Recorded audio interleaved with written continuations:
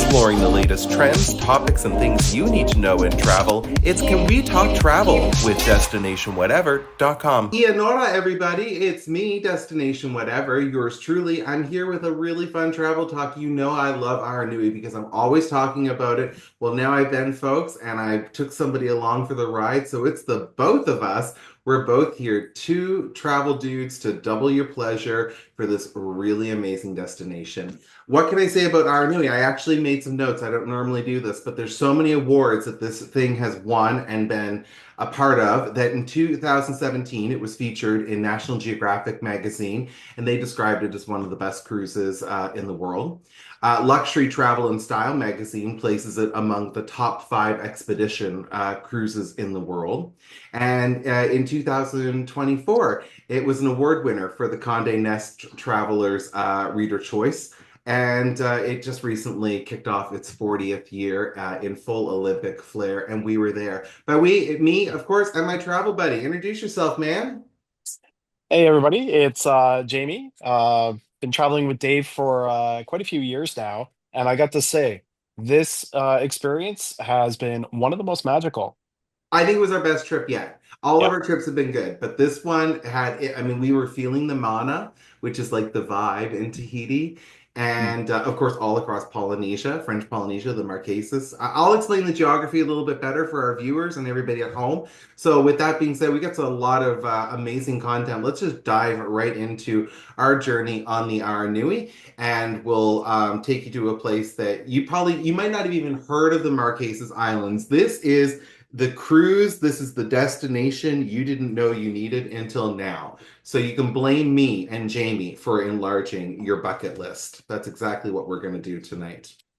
All right, so a little bit about me first personally. Obviously, again, my name's Dave. I'm Destination Whatever. And, I took this trip because I have been dreaming about this one in particular for over 20 years. I had heard about it way back in 2001. If you can remember, way back then, Survivor was just getting going, and they had filmed out in the Marquesas. And just watching that when I was a university student, it was just total escapism, seeing the beautiful South Pacific, the culture, and just everything that was in front of me. And I wanted to get out there. So, of course, I Googled, and that might have been back on a Netscape Navigator browser. It was way back then. And I found out about Aranui 3 at that time. And so I've been dreaming about it. Now it's Aranui 5. And that's why I took this trip, because I have been into this for a little bit. And Jamie, how about yourself? When Dave first approached me with the idea of taking a cruise, I said absolutely not. Uh, then he tossed in the fact that it's not our normal cruise. You'll be on a cargo ship, which I think you just saw in the previous photo there. And that really piqued my interest. The fact that it was to French Polynesia, and I'm somebody who speaks French and has a deep love of French culture and history, it just were all those pieces of the puzzle that kind of came together to make this the perfect opportunity to get out and explore. Absolutely. And Jamie, you are the perfect destination, whatever traveler. Well, there's lots of types of people that are the perfect destination, whatever. But you and I truly love the whatever. I know our last trip was to Senegal, which is another French-speaking destination. So we definitely like to find places that are a little bit different. And so when we look at French Polynesia, one thing I think that makes it really different is just geographically. And so this is a map of the South Pacific. So obviously, if you can find the Pacific and you can go to the south side of the Pacific, you're on the right track. French Polynesia is this big cluster of red dots, and then all the green around it. That's the oceanic measurements or territory of French Polynesia. And a bit of a closer look at that, if we go into French Polynesia. Actually, I'm going to go back to the other slide because I do want to point out, from Hawaii to New Zealand out to Easter Island back up to Hawaii, that's a triangle of Polynesia. So all of these people, all of these islanders are of Polynesian extraction. We're just looking at French Polynesia, which is an overseas territory of France. So it's very close connections to France, but it is also its own thing, and it has 5 island groups. And so, as I was explaining, it's in this Polynesian cultural triangle. So in the South Pacific, there's Polynesians, and there's Melanesia, and then there's Micronesia. And here in Polynesia, the main city is Papeete, and that's on the island of Tahiti.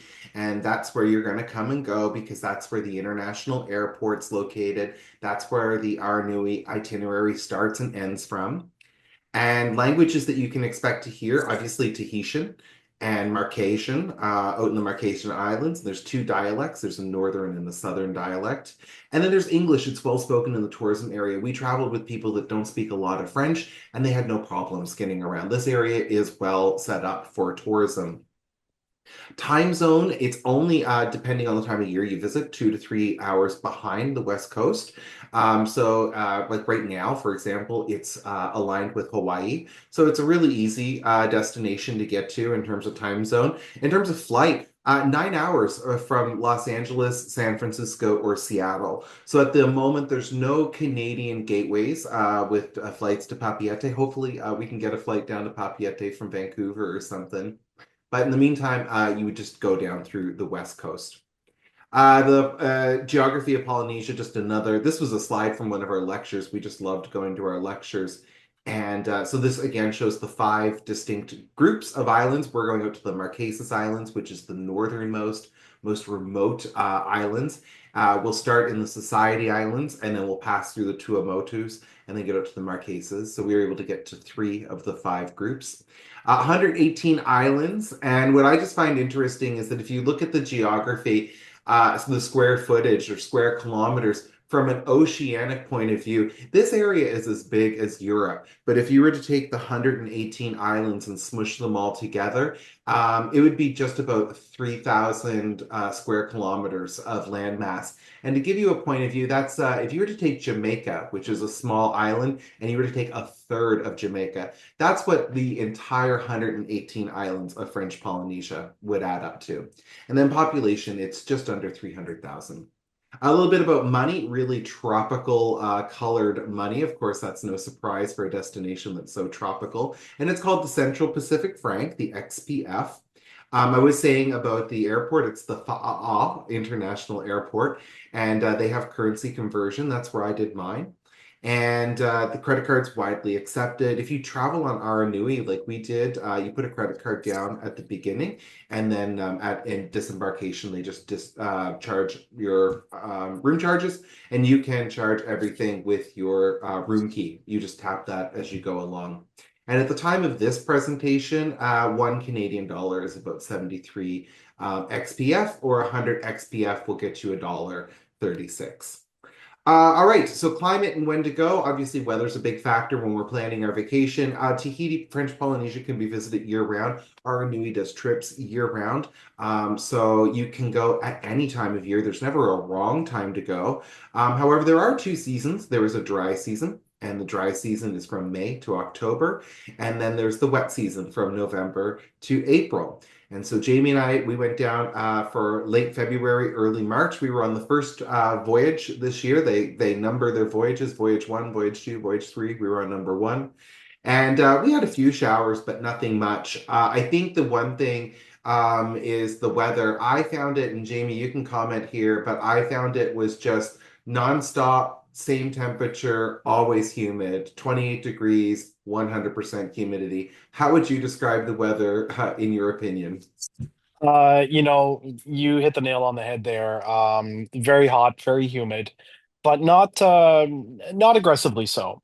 The worst thing is you got to remember sunscreen, sunscreen, Lots of sunscreen. sunscreen. You're close to the equator here, so yeah, that'd be the one thing I would say we got to make sure we bring.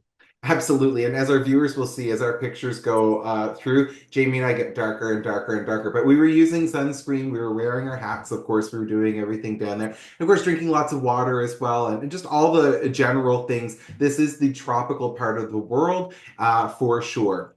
So again, another just quick look at our outline from our voyage. So again, we were on voyage number 1 this year. It went from February 22nd to March 5th. This itinerary is labeled the Discover the Marquesas itinerary.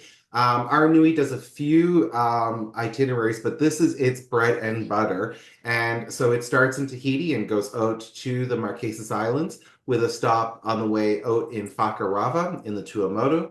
And then we lace our way through the Marquesas, and then we come back through Rongaroa, and then Bora, very famous island, and then back to Tahiti. And this all takes place in 12 days. On the way from Tuamotus to Marquesas in each direction, there's a sea day, but otherwise, other than those two sea days, you're going to get to an island every day. A little bit about Aranui again, who are celebrating their 40th anniversary. We celebrate that with you, Aranui. Capacity here, if you are a small ship lover, this is totally for you. Jamie, I know you're new to the world of cruising, and I think now that you've gotten to small ship cruising, I don't think you'll ever do an ultra large ship. 230 passengers on this thing and 103 cabins and a crew of 64. And a lot of the crew are predominantly from French Polynesia, a lot from the Marquesas. Very intimate crew. By that, I just mean lots of smiles, hugs, if you're into that. Real warm vibes, super friendly. Port of Registry, Papiete, you can read all these things. I'm not going to read it off for you. But we do have a dining area, which is important to highlight because you will want to, of course, eat. And that's all included with your fare. Buffet breakfast, a la carte with two seatings, lots of bottles of wine coming out that are on the house. So you'll eat very well on this thing. Lots of lounges, lots of places to recharge. Internet's turned on for a few hours a day up in the Sky Lounge, even on those sea days. Everything you could even want on there, even a tattoo parlor, but more on that a little bit later. The last thing I will highlight, though, just before moving on, is that all excursions are included on Aranui. So you could go on this thing and every single day have something to do without having to pay for the extra excursions. There are above and beyond. You can take a helicopter on Bora Bora if you want to pay for it. But if you don't want to do the extra stuff, you're totally fine on Aranui. Cabins, this is not the one Jamie and I had. This would be a higher end cabin, but there are 38 staterooms with portholes. We got doubles, singles, quadruples. We got 28 deluxe and superior cabins, which is what you're looking at.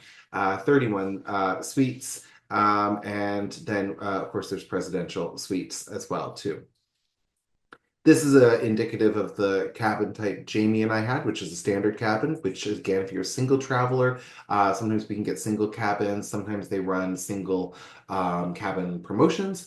Of course, if you're traveling with a friend, you can have two twins or one double if you are a couple, some different ways. Here's some live pictures from our cabin. Jamie, I'm bringing you back. What's the first thing when you think of when you see our home for 12 days on the South Pacific?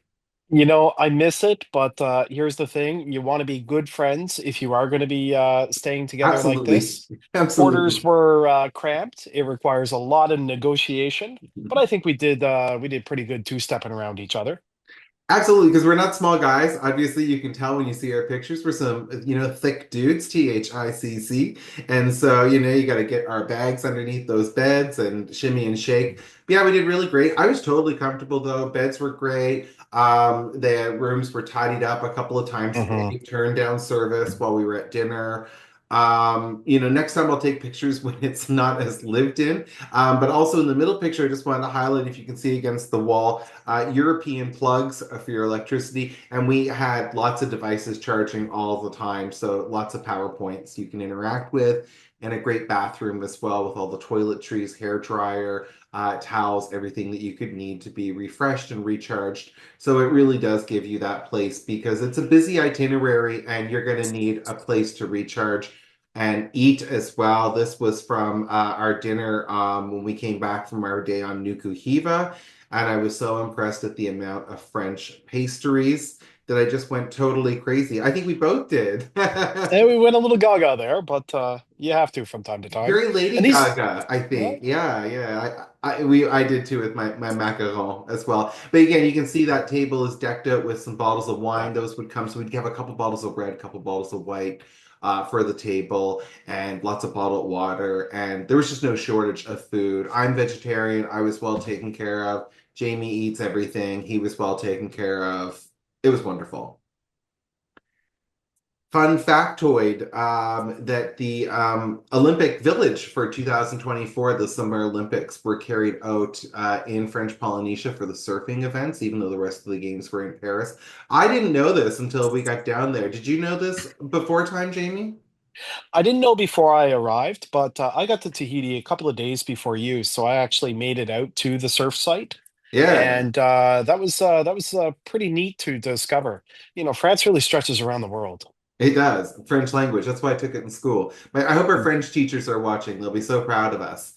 And then also, there's an open bridge policy as well. So I just wanted to highlight that for anybody that loves the technical nature of these ships. And this is a great bridge because it points right, you're looking right out over that cargo area, and we've got some pictures of that coming up for you to see. But yeah, open bridge policy on Aranui. And then there's a picture of me enjoying it. In fact, let's start our port by port journey to the Marquesas. That's what you came here for. You want to see what this journey looks like. Embarkation is where it all starts. I remember saying to you, to Jamie, when we got to the port in Tahiti, I said, remember everything, honey. You get one embarkation. So what do you remember about your embarkation day? You know, to the first thing is just how organized it was. There was zero confusion, lots and lots of information stations. So there was no need to feel overwhelmed or uncertain. Very well signed. And the fact that they had a nice coffee and a pastry to greet us before getting on the ship, I mean, that was just the cherry on the cake, so to speak. I think I had a cherry pastry actually. The You might have. Portuguese, Yeah. yeah. But boarding for this thing, for people who are going to go on our Aranui, and of course, if you're working with me, we'll plan every detail every step of the way. But embarkation is early, between 7 and 8 in the morning, in downtown Papeete. So typically, with your flight times, you're going to want to arrive ahead of time, and especially if you're traveling from Canada in the winter. Winter weather can be a thing. You want to make sure you get down there ahead of time. So we had spent some time in Tahiti ahead of time, and so we could be there. You just can't afford to miss this really important day. And the excitement starts right from the beginning. So as soon as we get on the ship, here we still are in the port of Papeete. It's just ahead of noon. So we're getting ready to leave, and they invited on local dancing. So much dancing and music on this thing, so much dancing and music that like you're going to see a lot of pictures of that. But we heard the sounds of the Marquesas and Tahiti, and I don't know about you, Jamie, but that music stayed in my head for a long time afterwards. Definitely, it's still spinning around up there now and I think again. so. Yeah. I think so. If you check out my videos on YouTube, people, I got lots of sound clips that we took down there. This was an area that we checked out every day. Of course, it's there for you to check out. It's the information. And so just again to point out like what your experience would be like on Aranui. This is talking to us about what our first day would be like, and they change these sheets out every day. English, French, and German. So lots of languages. Jamie, I know you liked going to some of the French language lectures, and I feel like you enjoyed the bilingual aspects of this thing. Absolutely. Yeah. Yeah. And then the map as well. Here we have a map that so much information. The Aranui was like a learning experience. This is the map from Tahiti to our first island, Fakarava.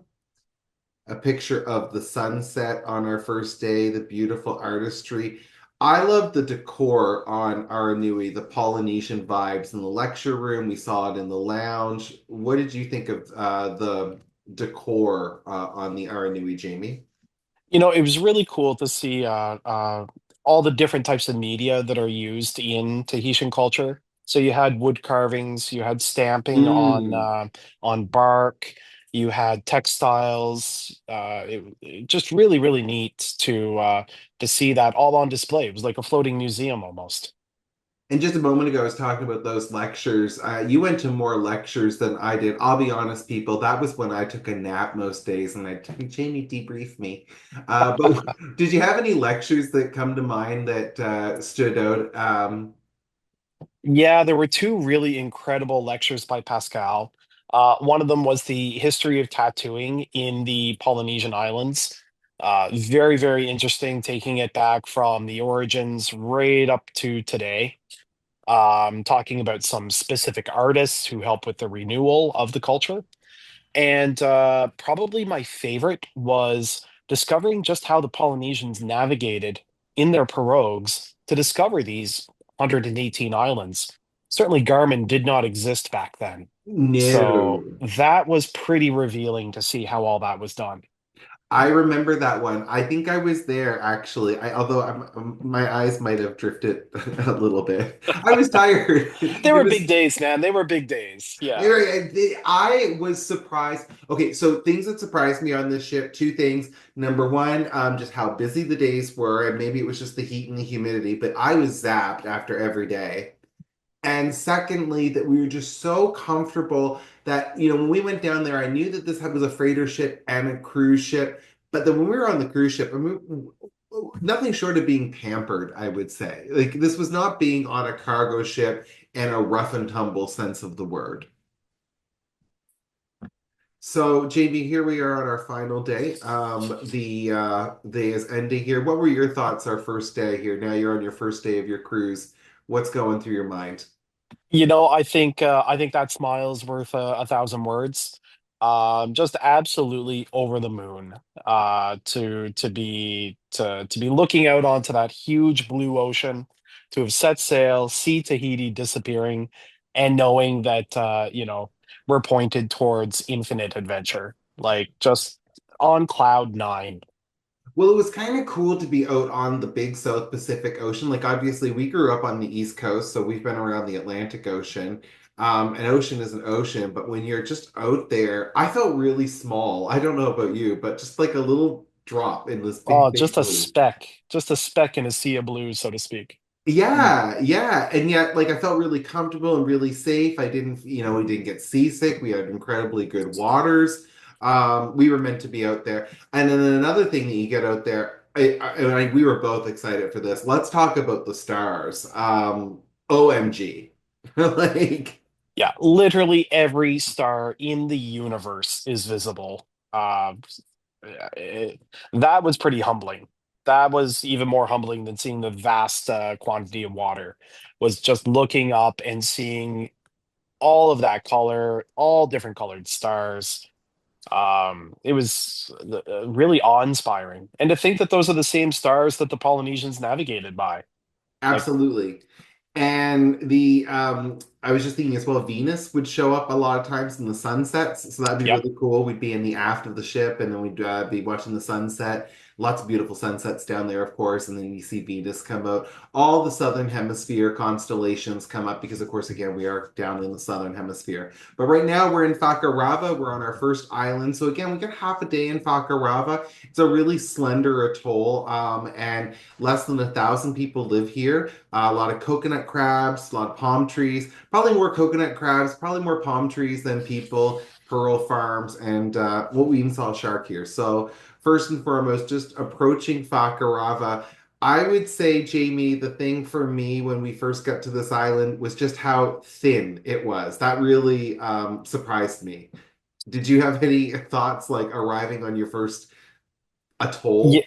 yeah. I mean, I was looking at it thinking, how in the devil don't the waves just wash over this? Right? It must have been 30, 40 meters in places. Um, and definitely my first experience on an atoll. So it was really neat to see those how they formed, and most importantly, this is the first opportunity to slip into the water on the trip. So Totally. I moved it ahead here just to kind of show how we get into the atoll. And for a lot of times with Aranui, this is the tender vehicles that will take you in. They do 57 people, so they break them down to a few groups. Here we are with our gang of other travelers here representing Canada. Hey, mom and dad. Just kidding. This isn't my mom and dad. But hey, if you're watching. And then on to Tahiti. I just wanted to throw this one on as well because I saw the Vodafone in here, and you and I both did really well with cell phone. I think one tip that we would have for people going out to Aranui is to get what did we get? Was it Vini Vodo? Do you remember the name in yeah, I Tahiti? think it was Vinny Mobile or something Yeah, along Vinny those was lines. in it. Yeah, Vinny was in VINO. it. Yeah, And yeah, I mean, the cost was extremely cost effective, much cheaper than ship Wi-Fi. totally. And I think we had signal on every single island that we were on. every single island we were on, and I would know that we were getting close to arriving on an island because I would, of course, the signal would come back to us. Obviously, on our sea days, we had nothing out there, but that was a great way, and for me, it was much more affordable than at home. So I really recommend the eSIMs that you can get on Tahiti and just get those activated before you start sailing. I wanted to show this picture just because this was a pearl farming station that we saw. So the rods or the cords underneath here that are dangling into that water, those are for pearl cultivation. And of course, pearls are one of the things that French Polynesia is famous for. But look at that water. This is Jamie. You're in the water. How did that water feel on your body, man? That felt like swimming in a jacuzzi. Exact same color. It was so warm. No shivering as you're putting the leg in. This is full on jump in and have fun. Yeah, Um, exactly. and a lot of fish too. The so many cute little fish just darting around in there. That's right. Yeah, you guys were fish, the coral, like you were able to see all of it. And then when I was walking out there as well too, I saw this black. I think this is it a black tip nurse shark, if I'm getting it correctly. So it's my understanding that these shark are not aggressive, that it's okay to be in the waters. I hope so, because you were not too far away from the ship. Yeah.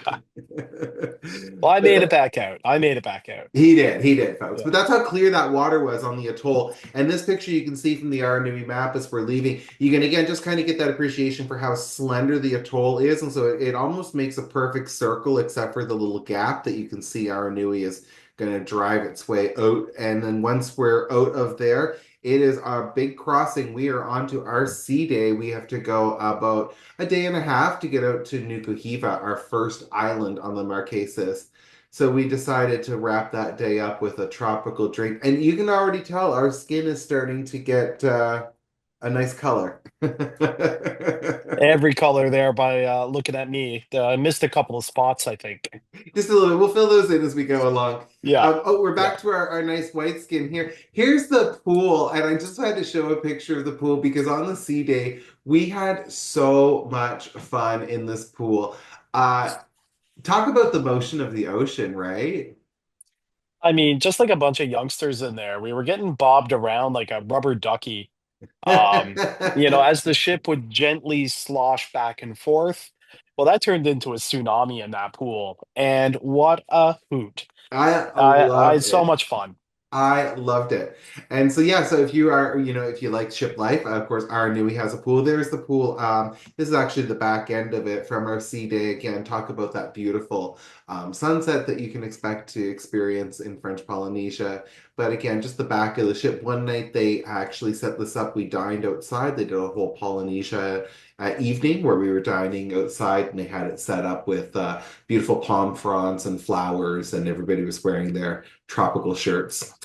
Well, folks, we've arrived. Hurrah, nukuhiva! Just like Herman Melville, we're going to jump ship. And he spent 4 months there. I'm just going to spend the day here with Jamie. But I was so excited to get to nukuhiva because I've been dreaming about it for over 20 years.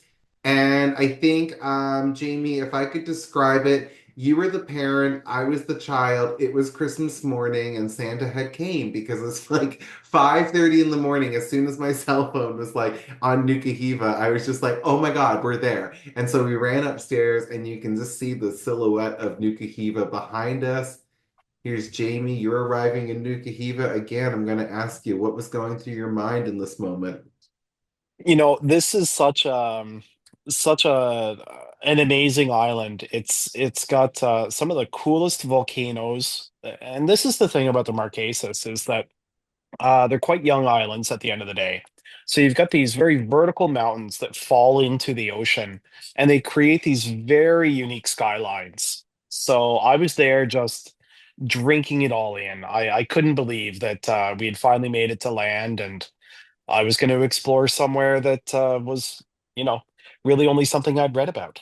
Well, here we are making our first steps on, and so our Nui docked on this one. This one we had a gangway, so we were able to walk right down. That's a really cool thing too. Like when you walk right down, the cargo is kind of like just happening right there. Like I don't think you can get those experiences as a traveler in a lot of ports, especially, in a cargo handling situation.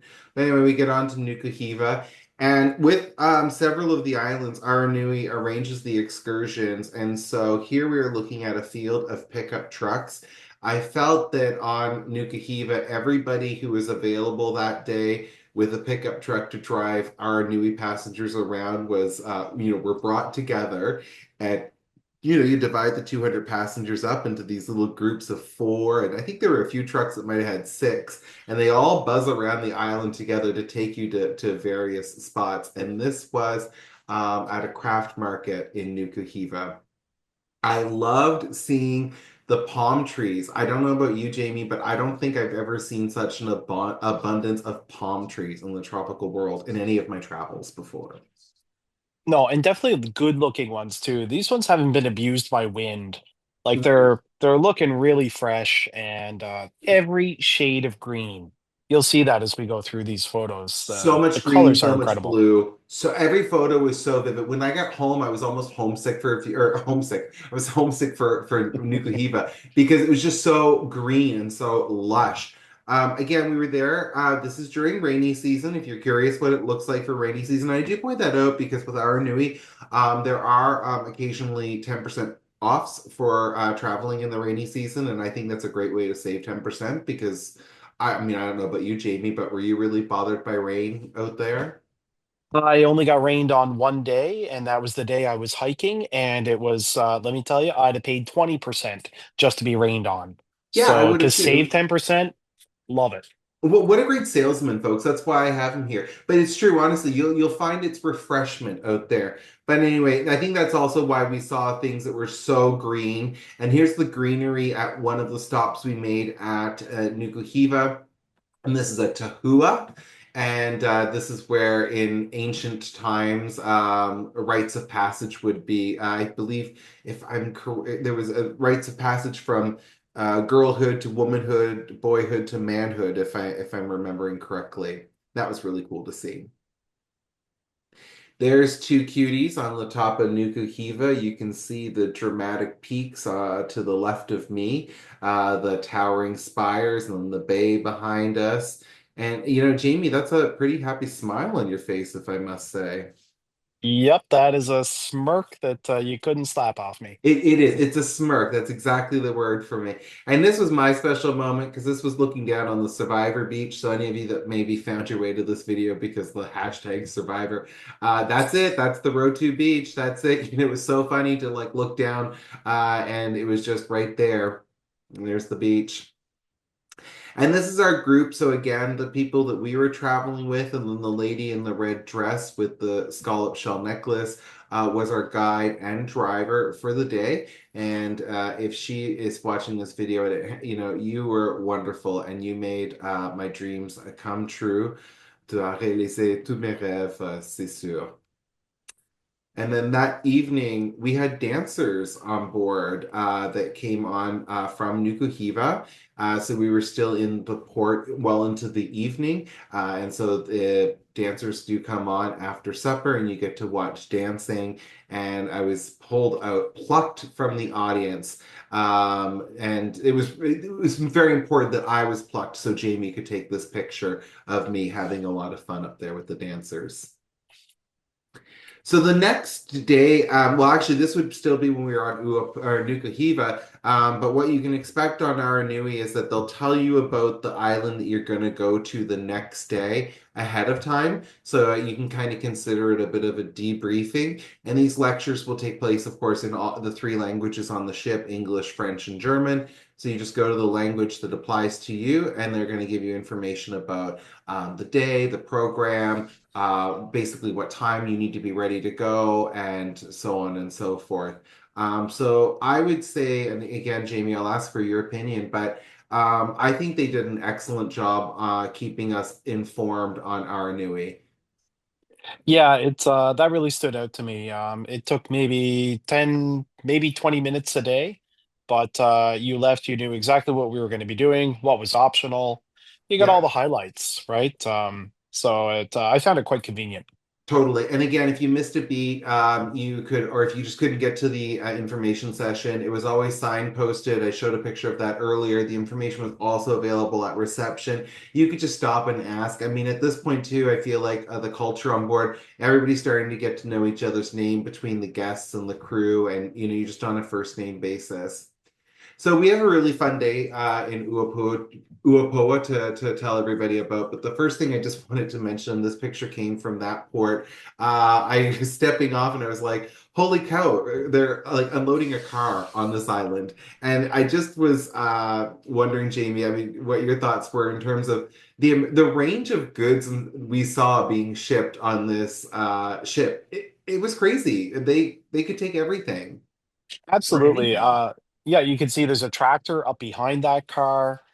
We saw some pickup trucks, some lumber, as you see, being loaded Yep. on. Building Uh, materials, a copra, coconut, like you name it, this ship is carrying it. beer. We saw lots of Quite a bottles bit of of beer. beer Quite a bit of beer. being sent out from Tahiti out to the Marquesas Islands. So lots of beer. And I know somebody was on this thing, I think back in 2018, there was even a horse on her departure, if you can imagine. So lots of horses in the Marquesas. I should have showed a picture from nukuhiva. Like you just would be driving around those little roads and there'd be wild horses just on the road or just off to the side having a munch of grass. If you see bright yellow when you're in Tahiti, French Polynesia, that's a post office, great spot for sending, of course, postcards if you're still into that. Here we got some tropical fruits. This is downtown Uapoa, not a lot going on. Some haka dancers came out here, and there was a craft market here. Jamie, did you get something at this craft market? I feel you did some shopping here. Yeah, here at this craft market, I actually picked up a really cool Opinel picnic knife that had been worked with woodworking skills to turn it into a little totem. So, I'm always carrying, my little tiki lunch kit now with me. Oh, that's so cool. It must be the talk Yeah, of the office. sure is. I mean, what has been the reaction amongst like your coworkers and your peers since you got back from this thing? Like, what do people say when you tell them about it? At first they thought that I was joking with them when I told them that I was taking a cargo ship across the South Pacific. I don't understand why. I'm not much of a joker, but Sure. for some reason people thought that I was pulling their leg. And since I've been sharing the photos, the reaction has been like, "Oh my God, how do I get there?" So I've Well, been by waiting for this booking to it with come together so I destination, can pass the whatever. link. Yeah, Oh, we exactly. cross-talked. Yeah. But I had to get my call to action. Jamie, what were you saying there? And no, just basically that yeah, folks are super interested and um just so many stories about these islands and how each one left a little mark on us. Totally. Well, I mean, I don't think a lot of Canadians, for the most part, know about this. There were a few Canadians that we met on board, but out of the 200 or so people, I mean, I would say maybe a dozen Canadians. There were some Americans, of the large percentage of folks. They're coming from Europe. So Canadians, again, if you're watching this, or Americans, anybody from North America, get in touch with me. I want to help you get on this ship so you can look at beautiful things like the landscape here on this island. Heading back though to the ship, we had a very special appointment. You can see there's a look going on Jamie's face. Jamie, you may as well tell the story. What's going on here? Tell the people. Yeah, so I came into this saying absolutely not will I be getting a tattoo. And I think being in this environment, seeing so many tattooed people, as you can see our friend Moana here, and learning about the significance of tattooing and how it marks a change in your life. I was kind of seduced by that energy, by that mana. And even though that was a look of fear in my face, once it was all done, big thumbs up. I've got a big hahaua or manta ray, as we'll call it in English. And I couldn't be happier. What an experience to get tattooed in the land of tattoos on a Yes. cargo ship. And in a little sailor shirt. Like, I mean, this is top 10 stuff here. It's everything. It's everything. And I got a little tattoo as well, people. I just like to highlight that Yeah. I got a little anchor. And what was cool for me, and I'm sure you can chime in here too, is that we spoke to Moana on, I think, day 2 or day 3 of the trip to say we wanted to get tattooed. And he said, okay, we can do it on this day.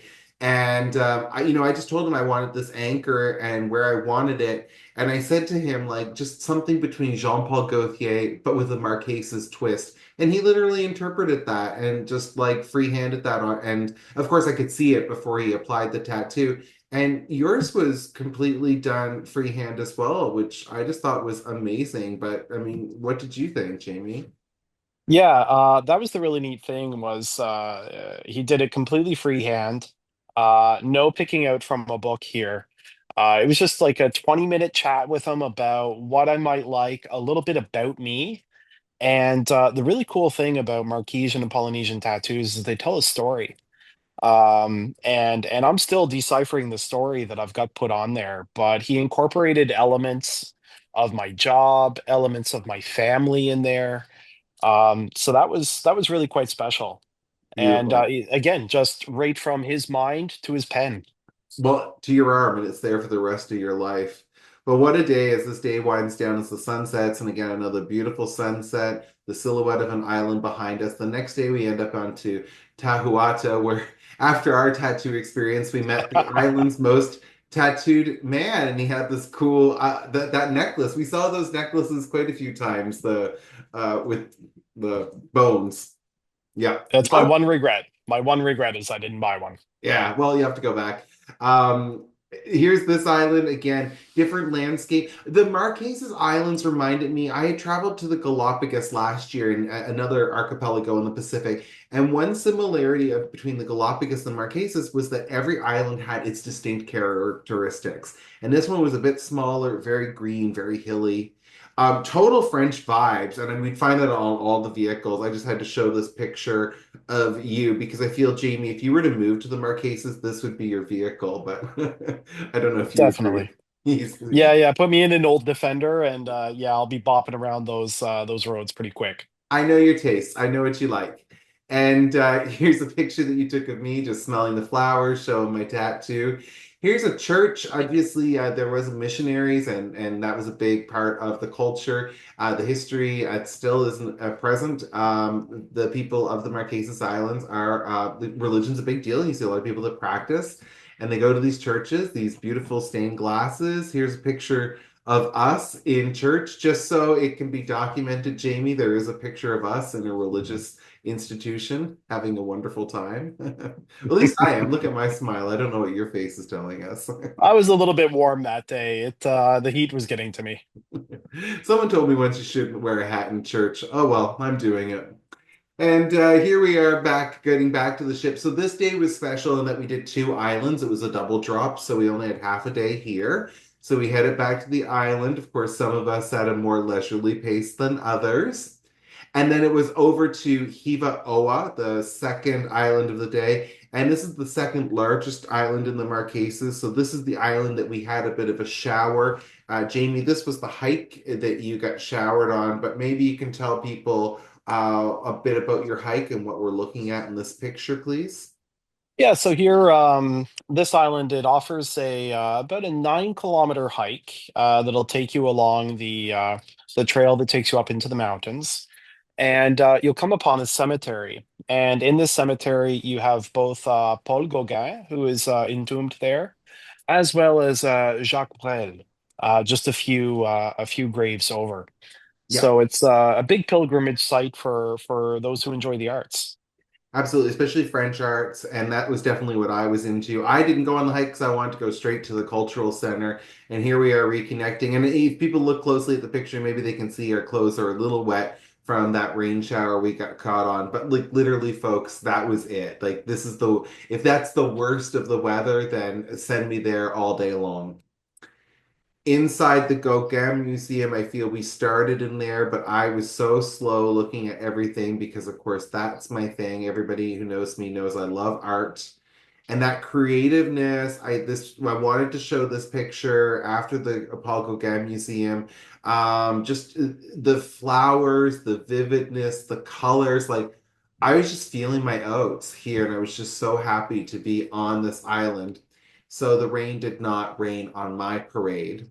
And then Jamie, this is a picture you took, so you may as well tell us what we're looking at here. Yeah, so here we're looking at Jojo, and that's actually Jacques Brel's plane that he brought down from Belgium, and it was named after one of his best friends. And he actually used this plane to ferry children back and forth to the other islands where they would have to go to school, because, of course, not every island had a K to 12 school, so to speak. Right. So it represents an incredible transportation link in the Marquesas, and is a big part of Brel's music.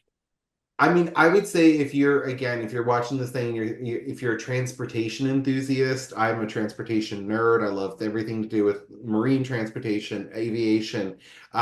This trip is really cool because I mean, you see planes, you see the cargo ship, you see the stuff coming on and off the ship, pickup trucks, weird cars, old French throwbacks. There's just so much transportation out in the Marquesas. Fatuhiva. So this island, we're getting down to our final bit here in the Marquesas Islands. But this one was actually the first one that was visited by the famous Kon-Tiki when it crossed over from South America.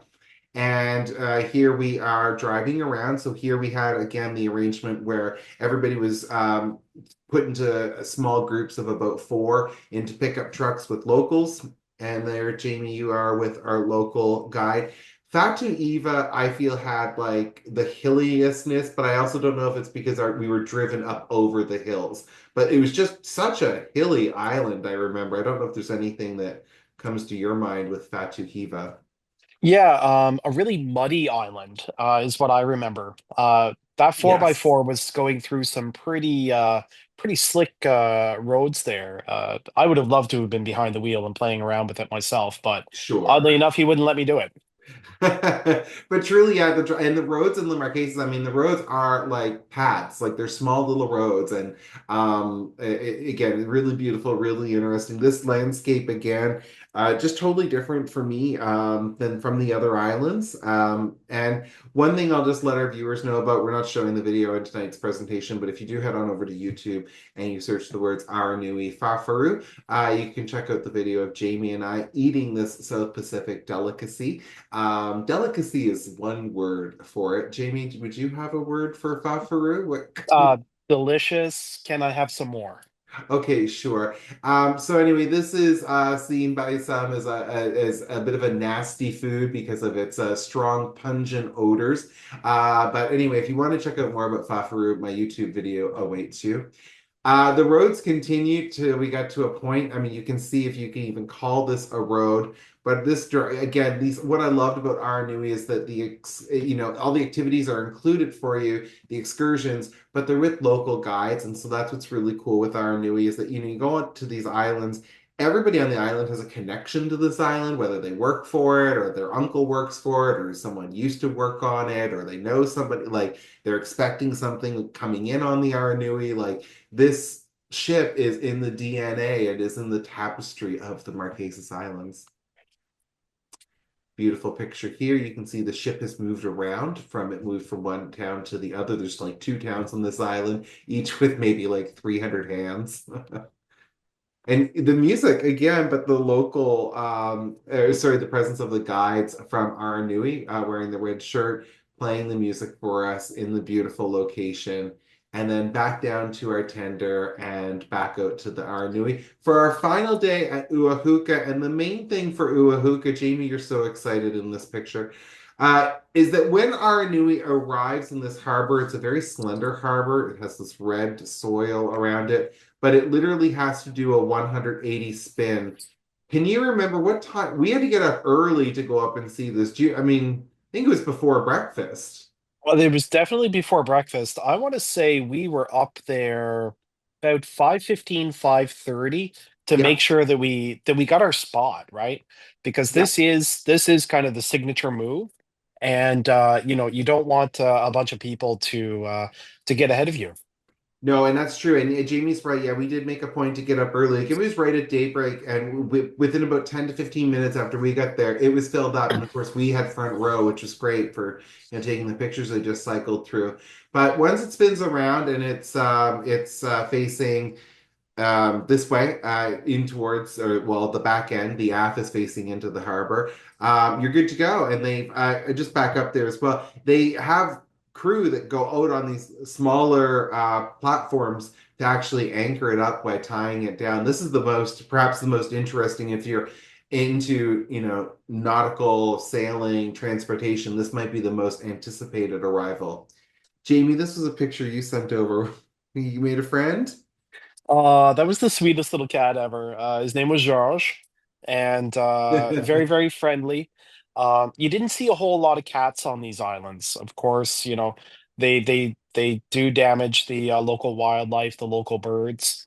But this island had a couple, and I did not miss my opportunity to get down with them. Of course, of course, I loves it. And here's another picture. This was at another craft market, but it also had a museum. It had some large tikis. I feel like everybody's belly's getting a little bit bigger from all the good food, and of course, our skin's getting darker from all the sunshine out there. But it's time to wrap up the Marquesas. This was our final island in the Marquesas, so we look out into the sun. We get ready for our sea day. We have our crossing back towards the Tuamotus. So we ended up on the island of Rangaroa, so back to this tropical blue water, the atolls. You can see the shadow of that boat is just floating down there. And again, this is a totally slender island. Look at this one. If you zoom in on this one, Jamie, that's actually the airport runway It for the is, fly. yeah. Yeah, yeah, in on this.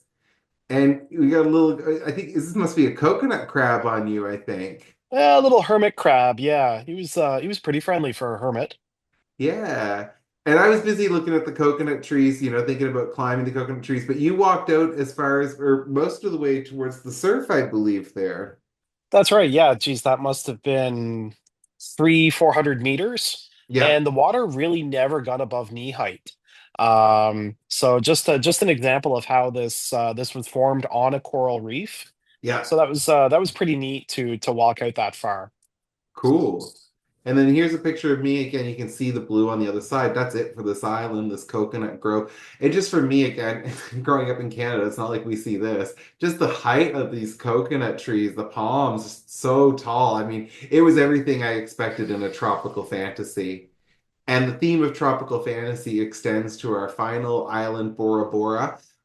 So this is the final island on the Aranui program. So you can either visit Bora Bora and then sail to Papeete and end, which is what we did, do the full thing. But just to point out, if anybody's thinking about going and planning, you can disembark in Bora Bora as well if you want to stay here a little bit longer in some of those beautiful overwater bungalows, for example.